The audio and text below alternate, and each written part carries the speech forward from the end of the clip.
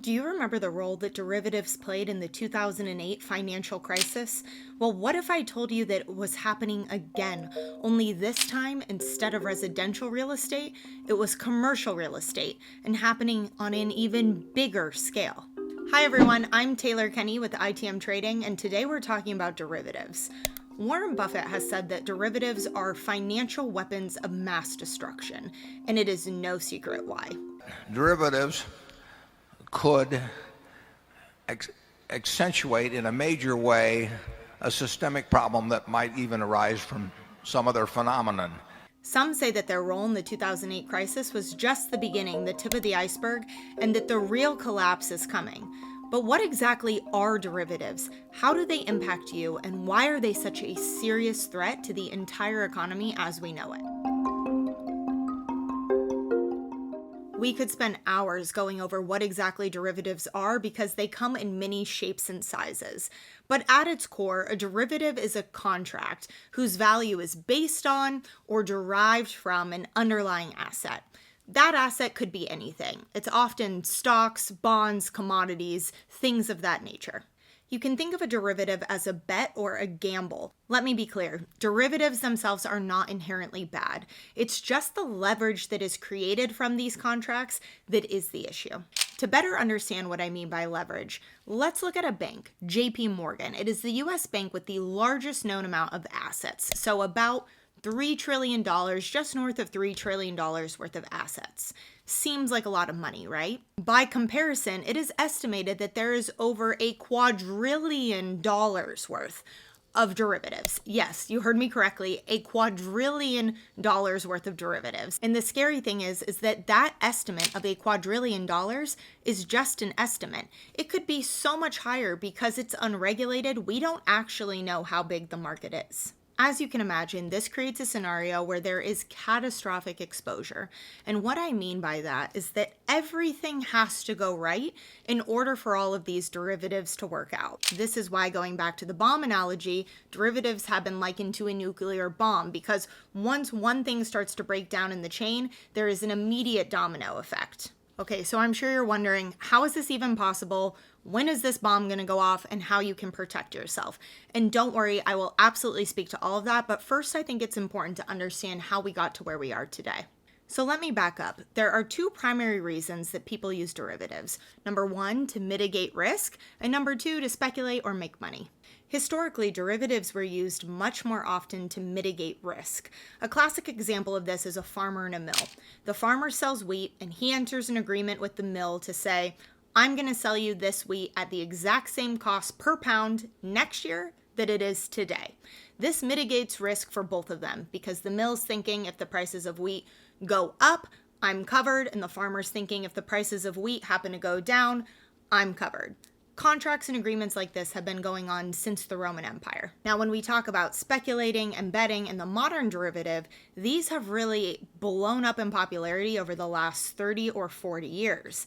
And a lot of this is because historically, there was much more regulation and oversight when it came to derivatives. There used to be supervision going back to the 1930s that ensured that banks had certain capital requirements before they could enter into any kind of derivative backing. So what that meant is, thinking about today's modern JP Morgan example, you could not have hundreds of trillions of dollars worth of derivatives if you only had $3 trillion worth of assets. You don't have enough capital to securely back these derivatives that you're entering into. So the regulation used to make sure that capital requirements were met and risky derivatives were not being entered into. This changed in the 1990s, and in 2000, President Bill Clinton signed CFMA into law, which essentially deregulated OTC or over-the-counter derivatives. These are derivatives that are made between private parties, and paved the way for more and more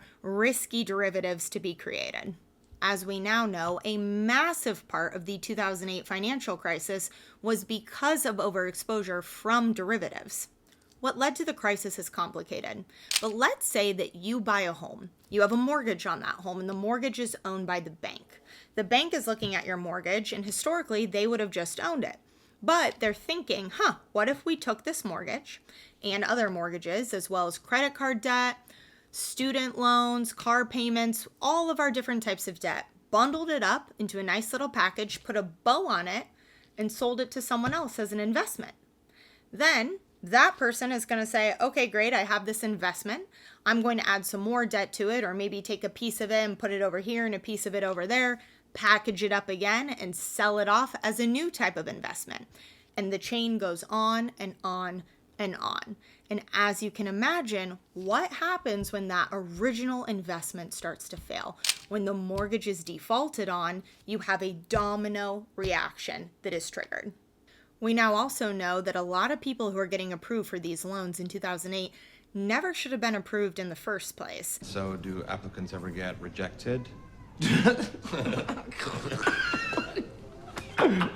Seriously?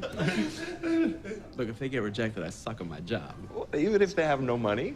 Well, my firm offers ninja loans. No income, no job. I just leave the income section blank if I want. Corporate doesn't care.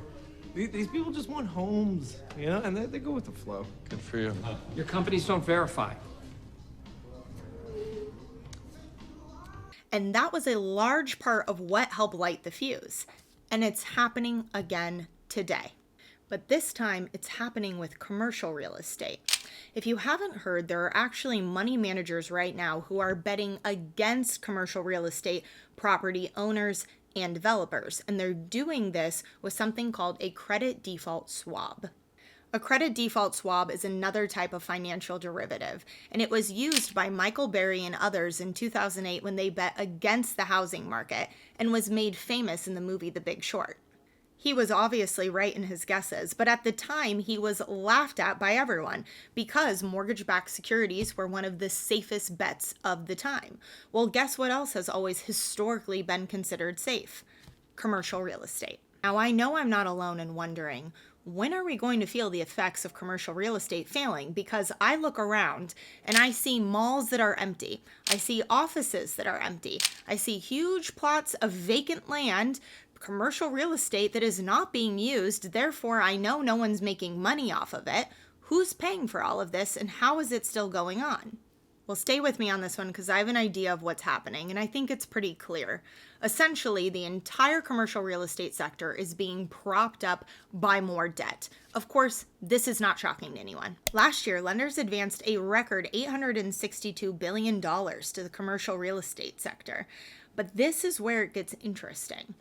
80% of that was done by regional banks. These are the same banks who are under a lot of pressure. Highest interest rates, things are not looking good. We know that they are tightening their purse strings, not loosening them. And this means that funding for commercial real estate is drying up and drying up quickly. And here's the real gut punch. Almost a quarter of all office building loans are due to be refinanced by the end of 2023. Now you tell me, with higher interest rates, do we think that that's all going to work out? Or do we think that more and more of these are going to be defaulted on? In 2008, they were selling collateralized debt obligations, or CDOs, which we know is a bunch of debt bundled together and falsely rated with a high rating. The theory is today that the same scam is going on, except instead of residential real estate, these CDOs are built on companies and their assets. But these assets could very well be inflated just the same way that residential real estate was falsely rated higher than it should have been. Same thing could be happening with these companies. Again, these are the same companies that are on the hook for commercial real estate, and we don't know the actual truth of what their assets are worth. And to bring it back to why this is so important, it's not just about commercial real estate or companies collapsing or defaulting. It's about everything that's built on that value. So it's like one comet exploding in the sky and taking down the entire galaxy with it. It is so much bigger than the underlying asset. To summarize, the risk of overextended banks as the result of these derivatives is massive. And if one thing were to go wrong, such as commercial real estate tanking or being defaulted on, the ripple and domino effect that could have on the global economy is going to be huge. I don't know when this is going to happen, but when it does, it will be swift and it will be painful. I can only imagine how lonely and isolating it is to realize this and understand what is coming and not be able to share it with your loved ones, either because they don't understand or they don't want to hear.